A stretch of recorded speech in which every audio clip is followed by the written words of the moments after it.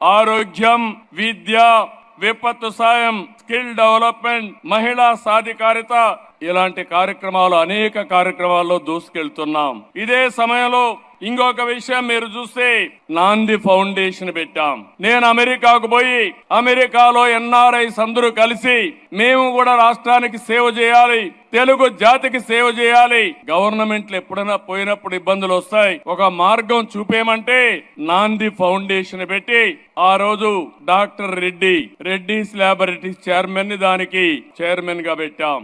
ఆ తర్వాత ఆయన చనిపోయేటప్పుడు అదే పనిగా ఆనంద మహేంద్రకు చెప్పి ఇది నాకు చంద్రబాబు నాయుడు గారు అప్పచెప్పారు, నేను దీనిని మీకు అప్పచెప్తున్నాను, ఇది దేశ సంపద, భవిష్యత్తులో జాగ్రత్తగా చూసుకోమని ఆ రోజు రెడ్డి గారు ఆనంద మహేంద్రకు అప్పచెప్పారు. ఈ రోజు నాందిని మీరు చూస్తే ఒక నేషనల్ ఎన్జిఓగా తయారైంది. బసవ తారకం ఒక బ్రహ్మాండమైన ఇన్స్టిట్యూట్ గా తయారైంది.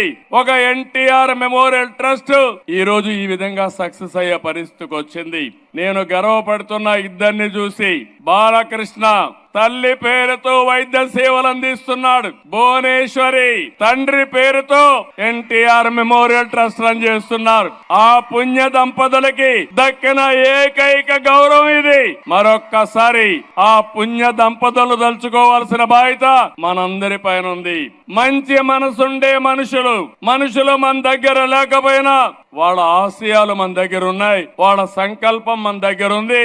అటు బసవ తారకం క్యాన్సర్ హాస్పిటల్ గాని, ఇటు ఎన్టీఆర్ మెమోరియల్ ట్రస్ట్ గాని శాశ్వతంగా ఉంటాయి. తెలుగు జాతి ఉన్నంత వరకు తెలుగు జాతికి పనిచేస్తాయని కూడా విజ్ఞప్తి చేస్తున్నా.